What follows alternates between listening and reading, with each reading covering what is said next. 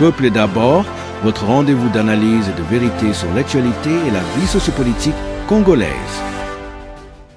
Voilà, mesdames et messieurs, bonjour, bonsoir, ça dépend l'heure à laquelle vous suivez votre émission intitulée Peuple d'abord chez vous. Peuple d'abord chez vous, c'est l'excellente émission qui vous permet d'avoir des analyses et des informations en temps réel. Aujourd'hui, j'ai l'honneur de recevoir pour vous Monsieur Massamba Trésor. Il est analyste politique. Avec lui, nous allons analyser trois sujets d'actualité. Le premier, c'est celui qui concerne le deal entre la République démocratique du Congo et les États-Unis d'Amérique. Le deuxième sujet, c'est celui qui concerne l'avenir politique de l'ancien président de l'Assemblée nationale, Vital Kamerhe. Et le troisième et le dernier point, c'est celui qui concerne la gestion de la ville-province de Kinshasa, capitale de la République démocratique du Congo. Massamba Trésor, bonjour. Bonjour camarade Béard. Merci. Le col Wundimi, on répondre à l'invitation nanga, Moutoune Yaliboso, toujours le Belena Makambo et Tali deal entre la République démocratique du Congo et les États-Unis d'Amérique. Deal selon les experts rebellés, qui est la délivrance de la République démocratique du Congo, parce que ceux qui l'ont signé, deal wana, RDC a bénéficié d'avantages rebellés, Mboka Nabiso République démocratique du Congo, et que ça là un pas vers l'émergence, pourquoi pas le développement. Mais tout le monde dit, est-ce que Bandoki bakoti na katitende ko? Bon, on a sepeli mingi, c'est pas ma première fois na intervenir dans la chaîne Oyoyo. Dans un sengo mingi, il y a pour intervenir journal par rapport, il y a trois sujets très pertinents Oyo. Pesa meli bisoto lo bela lelo. Le coup la moko ya ba congolais parce que je suis congolais de nationalité, de père et de mère, et que toujours vivre ensemble tout ce qui est la conséquence, il y a Makambo, il y a guerre imposée dans Mboka Nabiso d'une manière injuste par le Rwanda. Paul Kagame a imposé le rythme et danse na yo biso ba congolais to lingité et a un sujet très important dans un sengo ya couper ça émettre à vie par rapport à ce qui se passe. Voilà. Pesanga moi mukie bolimbisi na kosenga na ba kongomani ba kolanda émission oyo mo bolimbisi mukie par rapport à accent nanga peut-être biso ba congolais à Kinshasa. Les Quinois, donc, l'ingala la biso est un peu mélangé, peut-être, celui qui mot français, bimier, ils ont la problème. L'ingala kotenga maui. Tout le bata bilingue, ils ont la sengi vraiment. Bon. Parlons un peu de ces deals-là. Je crois, na plateau où on a signé leka ao. Na plateau où on a signé leka on a salé émission, moko tozai ko solo là par rapport, il y a guerre qui s'est passée dans le Moyen-Orient. Na pesa kama kanisi na ngai. Pourquoi la touché point wana na lingito tala mukie na kuna to salaka émission na lobela comportement américain, le comportement des Américains vis-à-vis de leurs intérêts. Or lorsque on parle deal entre la RDC et les États-Unis, c'est un problème d'échange. La sécurité, le développement du Congo contre le matière rare, le minerai du Congo. C'est-à-dire, d'un côté, nous voyons tout le monde a intérêt économique pour les anakati. Sincèrement, nandenge makambozo kindele, na komi pesa moi muke raison. Na komi pesa moi muke raison comment na komi pesa moi muke raison par rapport à intervention dans la émission tout ça là quand on a commenté dans le lobby, je ne suis pas vraiment confiant dans le comportement américain vis-à-vis de Makambo na biso ya RD Congo on a deal auto ça là. Parce que je connais bien les Américains. Je connais bien les Américains lorsqu'il s'agit de leurs intérêts. Comment Batouana va se comporter, comment Batouana va réagir ça. Les Américains sont capables de tout faire. Bakoy ko créer même Babylone comme ya lukuta kaka pour que ça dit des fausses informations tout le monde qui a en Irak ils ont créé makambo ya ba arme à destruction massive. Or objectif na bango ezala ki ba mater Saddam Hussein pour que baya cause la même mise sur le pétrole d'Irak. un gouvernement parallèle, et puis à travers ces gouvernements parallèles, comme il a même mis sur le pétrole d'Irak. Alors, pour comme un objectif, vous savez tout ce qu'ils ont fait, mener la guerre moko ya Rosakanate. Tous les moyens en jeu. Moyens militaires, moyens financiers, tout ça, tous les moyens étaient en jeu pour que atteindre l'objectif. Parce que y a tout la guerre de Golfe avec l'Irak et marchate. Basuka wanate bazongi. Baye les sous pour la deuxième fois. Baye les sous pour la deuxième fois. La guerre, il y a tempête du désert. La compétition exemple est belle. Parce que ici, avant de répondre exactement à la deal entre Bisso, la ligne totale dans le comportement des Américains, on a reproché. Le comportement des États-Unis. Les États-Unis, nous savons tous. Guerre, il y a Israël, il y a 12 jours, il y a Iran. Et la guerre, il y a Makambo, Italie, sécurité, il y a Makambo, il y a armes nucléaires. Iran s'est doté. Derrière ça, il y a toujours un ombre économique, il y a toujours un agenda caché. Je vous avais parlé l'autre fois dans l'émission Moussous Salakawa, car on a même plateau où on a vu Sakayo. Au-delà, il y a Komona, Kubanga, il y a les États-Unis que l'Iran a s'est doté d'armes nucléaires, mais aussi il y a un aspect économique qui est caché, c'est-à-dire gaz, il y a Iran. Iran, le a pays parmi le pays compté dans le monde où ils ont détenu capacité à gaz. Nous savons tous aujourd'hui, après avoir les Européens souffrent dans les gaz, après avoir le risque, c'est-à-dire l'ère des relations entre la Russie et l'OTAN s'est détérioré et que l'Europe en souffre aujourd'hui. L'Europe fait recours aux États-Unis pour un gaz liquéfié. Et maintenant, les États-Unis voient une opportunité dans le cadre d'Iran. Les États-Unis, c'est toujours comme ça. Il va faire une guerre par procuration, comme toujours d'habitude. Pour obtenir... Allez, Kalanzela, Israël. Israël fait le travail pour que laver bande de Gaza, voilà qui est arrivé à Trump, qui projet Biden à Bandaki, c'est toujours le même schéma. Laver bande de Gaza, objectif des États-Unis à que la base militaire dans le Moyen-Orient pour que Azalasiko face à face avec l'adversaire. Les États-Unis n'exposent jamais ses compatriotes dans la guerre, il y a fara. Il y a corps à corps. Il y a un qui s'installer par la qui s'installer dans Koweït pour détruire l'Irak. Maintenant, il y a laver bande de Gaza dans le Moyen-Orient pour bâtir la base militaire. Trump a fait une déclaration, lors il est en train de pouvoir lobby que nous allons s'installer là-bas pour que toi empêcher l'affrontement entre Israël et l'Iran. En réalité, il veut s'installer dans le Moyen-Orient pour contrer la Chine et la Russie. Et aussi détruire l'Iran plus tard pour casser la même sur la gaz. Lorsque ces intérêts, aujourd'hui nous apprenons à travers les médias que les États-Unis et l'Israël se préparent encore pour attaquer de nouveau l'Iran et que sous force, il y a Israël et les États-Unis. Et dans ces casquettes, tout le monde a aussi combien de fois l'Iran se prépare. Là, tu tiens entre guillemets parce que c'est l'avenir qui va déterminer ce qui va arriver. Oui, c'est vrai, l'élo na makambo tali deal entre États-Unis et RDC. Ce qui l'élo, tout le lobby va signer. États-Unis ont gagné.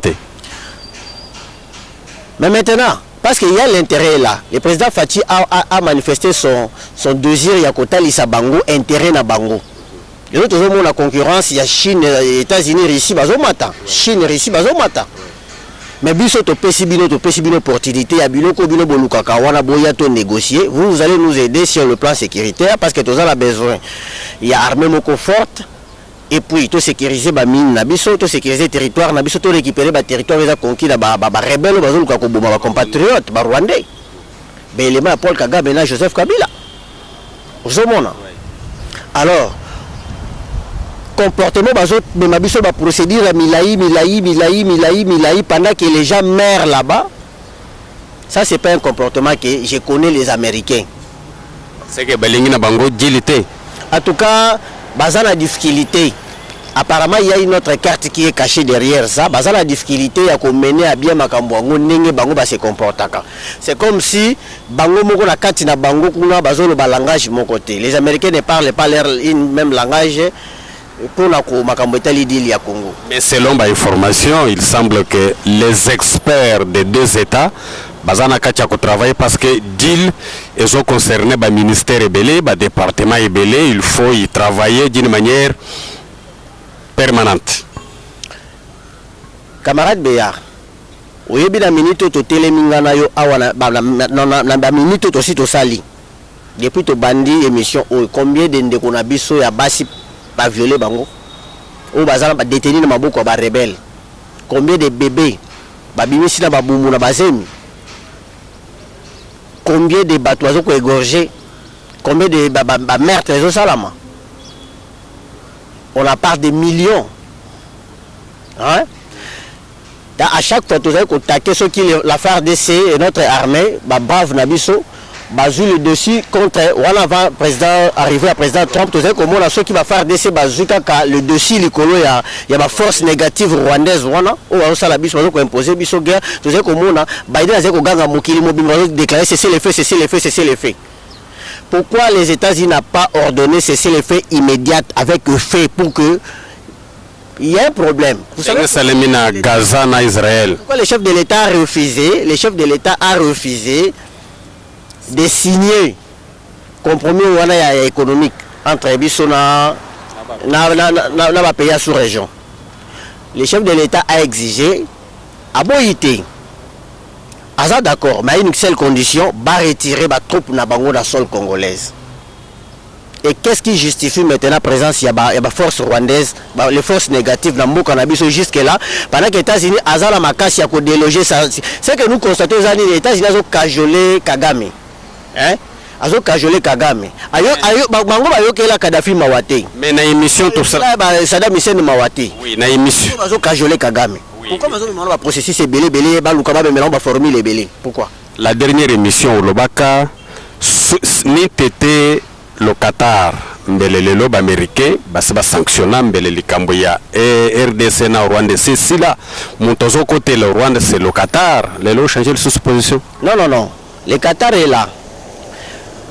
Moi je parlais sur le comportement des Américains que je trouve bizarre. Permettez-moi ce terme. Nous savons tous que le Qatar a un partenariat makasi américain à travers le pétrole. Le Qatar a aussi de fortes relations entre eux. Il a investi beaucoup au Rwanda.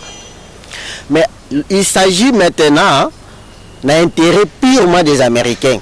Et puis, Bisso RDC, Toboy Moutouté, nous allons signer des accords avec les Américains pour la minerai stratégique, mais aussi avec les pays où vous allez intéresser dans le Bisso Qatar n'a pas de pour preuve, comment les Américains. Mais Toboy peut être Qatarien, le secteur où nous allons investir en Amboka-Nabiso. Nous avons déjà attendu pour parler, pour dire que nous sommes prêts à recevoir tout le monde. Les États-Unis ne peuvent pas s'incliner devant le comportement naïe, s'incliner devant Qatar pour la quota l'intérêt naïe. Parce que partout dans le côté par exemple, lorsque les intérêts américains ont étouffé, ils sont prêts à nous sommet. Pourquoi ils sont prêts pour le problème au Congo? Très bien. Maintenant, moi je reproche les comportements américains vis-à-vis de la manière là de longueur et puis la manière là cajoler. On pouvait bien poursuivre tous les processus, je ne disconviens pas. Mais pourquoi Kagame continue toujours à tuer et que Bango Bazota la Bazomona? Est-ce que Dongolomi so Bandoki continue à cesser à agilité? Mais c'est bien sûr.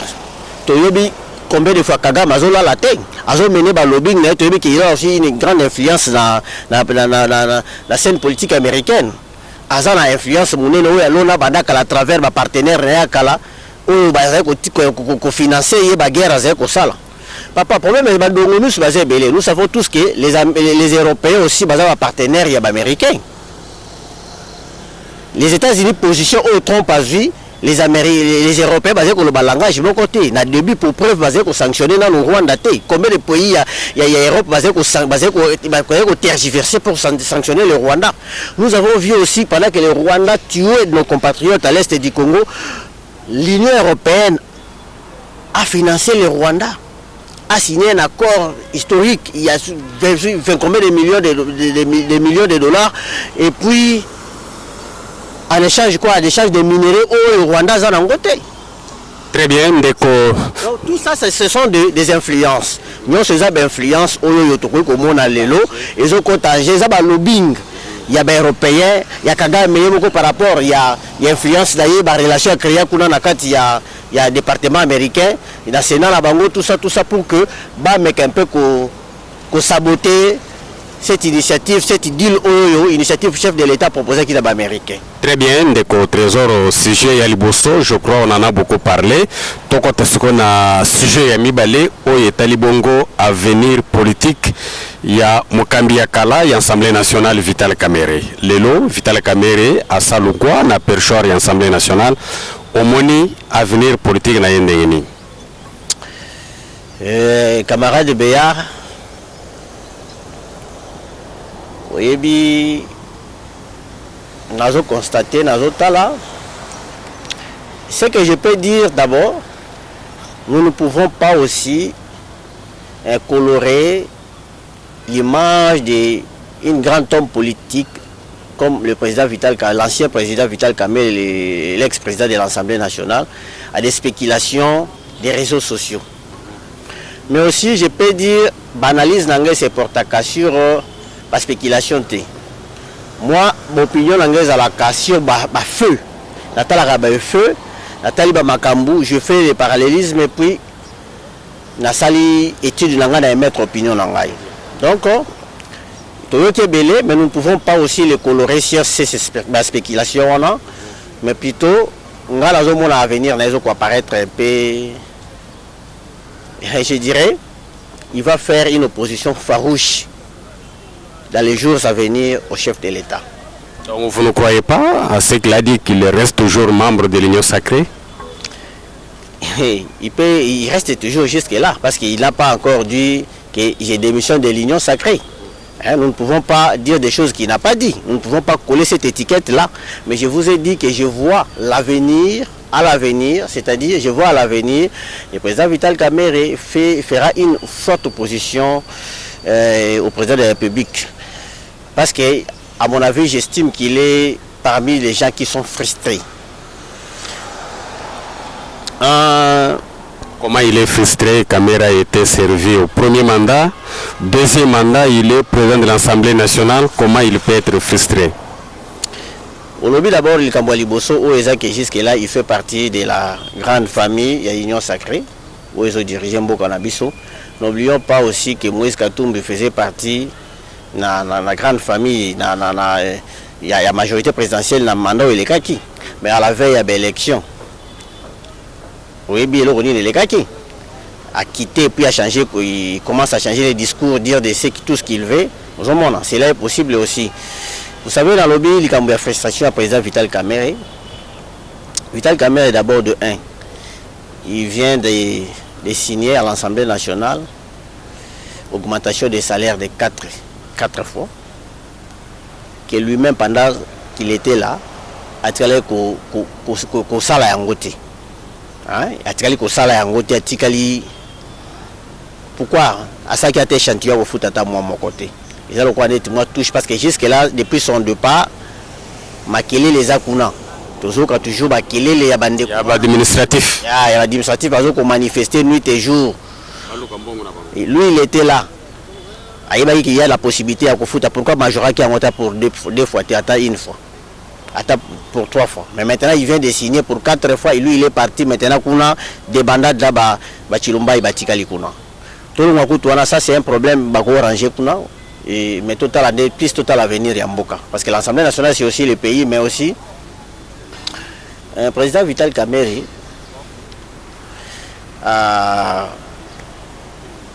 Tiki Perchoir après ça qui va parole moko ya bien Obison Stoyoka qui inga aussi nazaki touché flatté et pourquoi j'ai dit frustré le président Vital Kamere a fait des déclarations que selon leurs accords avec les chefs de l'État, Alinga Kiaza, la première ministre, la première mandat des chefs de l'État, et qu'il n'est pas moindre. Il est à la fois les partenaires des chefs de l'État, il est aussi à la fois les partenaires de Joseph. Chef total le premier mandat, les chefs de l'État a joué qui pouvoir à gagner, qui certes, président Fachi, béton, mais aussi Abima qui la majorité était au niveau de l'Assemblée nationale. Des Senga qui alliance et Salama. Dans ces contextes, il s'agit de primature et sont qui au niveau de la PPRD. Mais pour la revenir pour condamner l'action qui bongo yo bâti chef de l'État, bâti au premier ministre était. Parce que au moment où l'alliance de les alliances, notre constitution demande ça. Tant aux majorité était au niveau de l'Assemblée nationale, vous devez être aux président de la République, il faut tisser des alliances pour la stabilité, gestion ensemble pour que vous gérer ensemble, pour qu'harmoniser à niveau de l'institution. Maintenant, pourquoi encore revenir sur ça? Parce que Yemourazaki n'a qu'à ta scène. Le chef de l'État a manifesté son grand cœur vis-à-vis de cet homme-là. Le chef de l'État, Tomoni a payé le premier mandat, a payé occasion na Vital Kamera Zala, Dirkap Nae. Vital Kamera Zaki Dirkap Nae, Obison Sotoyebi, où est le kaki, Tomoni projet à 100 jours, Tomoni Ndengeni ni Makambuita Mola qui bien te côté wana. Tomoni mabe les kaki na ndenge mbongo na biso ya mboka où esengela ki basala misala na projet à 100 jours disparaît jusqu'à la volatiliser. Vous comprenez, camarades. Maintenant, ici c'est Salim Moussala Lango, le président Vital Kamerhe est allé en prison. Le chef de l'État par sa bonne volonté. Oui. Nyoswana Batobayebi déjà. Batobayebi. L'humiliation. Très bien. Ozolo Bamakambo Batobayebi. Tolingoskoyo Oyebi Sebiso Lelo Vital Kamerhe a démissionné na perchoir Assemblée nationale. Avenir politique naye. Olobi akusala opposition na mikolo ezali koya. Est-ce que farouche. Oui, une opposition farouche. Est-ce que vous croyez que il va tenir peuple congolais peut ses confiance? Non. Là, ça serait et on a la chute libre pour du bon. Pourquoi? Parce que d'abord, les peuples congolais que nous sommes, nous avons tous vu combien de fois les chefs de l'État a pêché l'opportunité de prouver les capacités au biso de d'ailleurs c'est un économiste. Tu peux passer au ministère de l'économie. Tout le monde qui a tel comme salamité donc passage n'est pas le était homme vraiment beau. La réforme est minée salamité. Il n'a jamais initié des réformes telles quelles la réforme il a initié. Et donc ni na marché tout ça qu'il y a tel comme côté mais nous venons de voir de constater une équipe nouveau qui vient d'entrer. Tout le monde dit la nouvelle équipe. La nouvelle équipe, il y a ministre, il y a économie, et puis tout le monde bandeko bakoti na BCDC, na banque centrale, tout le monde de Kodoudou Fouambakuna na finance, tout ça, tout le monde Adolphe Mozito na budget, tout le monde ça a bougé les choses. Mais lui, pendant qu'il était conseiller, parce que à sa conseiller chef de l'État, mais il faisait partie dans la grande famille de l'Union sacrée jusqu'à aujourd'hui, où Azaki Pembe et chef, ils ont géré ensemble, et que ceux qui ont gagné ça, la mandat où les chefs de l'État, tout le monde appelle Bangonio, Sobazo gérer tout ce monde-là qui gère. Alors, quelles sont les innovations pour que tout le monde réforme ou initier qui? Rien. Et le tu constates qu'il y a détournement. On nous parle de détournement depuis il y a un dossier là où ça la rage dans les réseaux sociaux entre guillemets parce que c'est Moutouaza chargé le ministère de la justice Balandela et puis IGF Balandela si réellement est vrai. On nous parle des montants et Babyloko il y a l'économie basée au Bambo il fallait pas payer ça pétrolier. On nous parle de 280 millions tout ça jusque là c'est entre guillemets il faut Balandela pour que prouver réellement il y a eu des détournements. Montant où ils déjà depuis l'époque il y a l'ancien régime jusqu'aujourd'hui il n'y a pas de qui circule on a dénoncé qui a monté mais équipe nouveau équipe nouvelle et pour dénoncer Babylone quoi la pratique on a mabé et maintenant bloquer nous avons tous senti changement sur les terrains taux de dollars taux il y a dollars réseau qui t'a et puis tout le monde mbongo na biso mboka ndenge comme ko valeur moké alors pour ça. En tout cas, la population congolaise a opéré ça y a encore. À ta opposition farouche, donc, il Mais d'abord, son parti sera fragilisé parce que son parti est là Congolais. Les Congolais voient même les réalisations du chef de l'État. Tout le monde Nengeni chef de l'État Zobunda, tout le monde qui se transformer, Congo se transformer et surtout combien de fois il est engagé à récupérer ma partie Oyoyo et ça assiégé dans la force négative malgré la complot internationale. Voilà. Merci Ndeko Trésor Massamba. Le troisième point, le Kolongonge Sekei, Tokolo Belango Lobby. Alors, na Oyo Chukolo ya Vital Kamere pour na Kosilisa. Koki, na troisième point. Bon, Pesata et moi alors pour la gestion de la ville à Kinshasa. Bon, pour la gestion de la ville à Kinshasa, en tout cas, dans un sentiment de déception de mon côté. Par rapport à Yandeko Daniel Bumba, et je ne sais pas où ils ont ça la Kinshasa ou tout le monde, où ils ont les Kalambo Kanabiso, Nazane Sengo Penzate. En tout cas, chef de l'État, Ngaponangai, le coup la moko ba Congolais, il y a banana yo zoko, uzala mukumba yako gérer. Je ne sais pas ce qui on peut évaluer ce qui a vraiment qui n'est pas l'auteur et assumé des et là on est nous tambulaté depuis qu'il y a la gestion de la ville province de Kinshasa. Hein? Est-ce que vous avez constaté qu'il y a un changement? Sauf que dans ce moment où Banzele zo salama, Banzele on zo salama, je vais te dire ndeko beya ezoko et ça côté na la politique globale, le chef de l'État. N'oubliez pas que depuis le régime passé, tous ceux qui ont des problèmes avec l'infrastructure routière, tous ceux qui ont des problèmes avec Banzela, Lamboko, tous ceux qui ont Ganga, Biso 5 chantiers, la révolution de la modernité, tout ça, nous sommes tous ceux qui ont bénéficié de mon côté. Tous ceux qui ont bénéficié de mon côté. Donc, Daniel Bumba, Sengeli Alungwa, selon vous? Yoka d'abord, tout le monde est là de mon côté. Et le chef de l'État, il a le premier mandat dans sa promesse, mais le deuxième mandat, Bandi Kobungisa Kotalisa Penza, Misala ou tout ça, Kozela. Parmi Misala, on a tout le monde, infrastructure, ils ont salama, kaka na province, mon côté. Ils ont salama, Congo Mobimba. Et ça, ils ont kobalandi boka basenga kaye.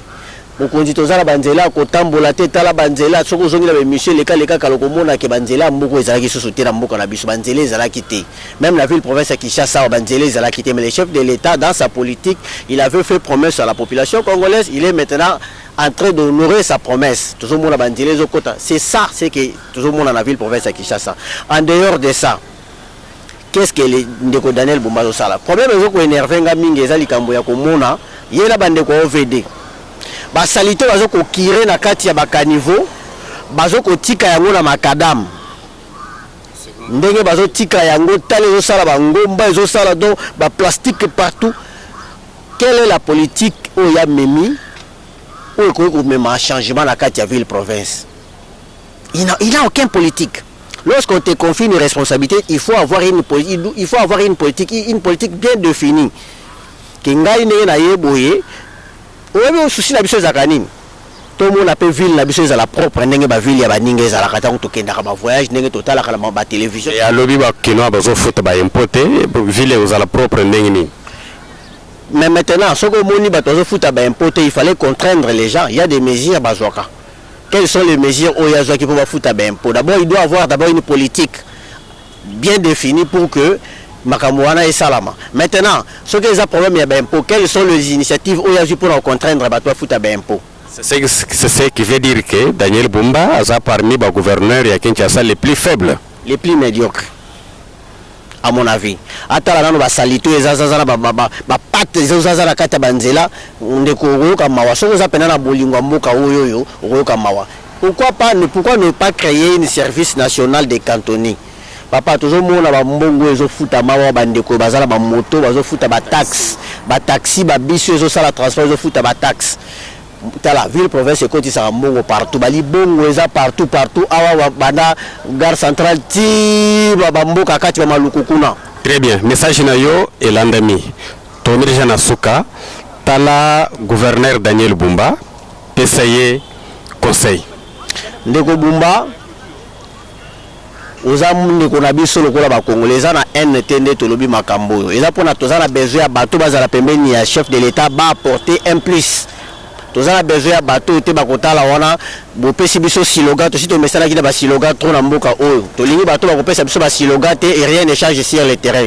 Nous voulons les gens qui aura ba koya ba initiative ya sika pour la aider chef de l'État à Kende Liboso à concrétiser ce qu'il avait promis aux Congolais. C'est-à-dire si il y a manque des initiatives, nous quand bateau ba ko za la mayele ba manager to ko pesa ba makanisi to ko za permettre pour la ko sunga yo afin que osala musala malamu. Il y a beaucoup de... Moi, je ne crois pas qu'il y a problème de moyens. Les moyens peuvent manquer, mais il y a aussi les moyens, la manière dont on peut chercher des moyens. Ah, voilà, qui ça va aussi peu moyens, comme ça, entretien, comme ça, l'assainissement à la ville, province, qui ça. Pour preuve, et ça, quelque chose de moyen, c'est pas ça, n'est-ce pas qu'il y a un bon leader? Parmi ma capacité, un bon leader, comment les leaders ont la capacité aussi de faire travailler son équipe. C'est un salani. Ces gens là bazar ba niveau ba situation ba salani et puis ali pe ko longwate ba conseil communal ba bundana bango et aussi mbate boli pe ko pesa solution te na ba dossier wana vu les autres marchés te s'il y a l'incapacité ou l'impossibilité de faire mieux alors ndeko tika pe bandeko musu ba accéder ba be ma changement na mboka. Merci beaucoup. Merci beaucoup Ndeko Trésor Massamba pour l'intervention na yo. Merci beaucoup camarade Béa. Merci, mesdames et messieurs. Nous avons terminé avec la gestion de la ville-province de Kinshasa. Monsieur le gouverneur, vous avez un grand travail à faire. Nazo rappelé yo, c'est que André Kimbuta banda kosala na ville à Kinshasa.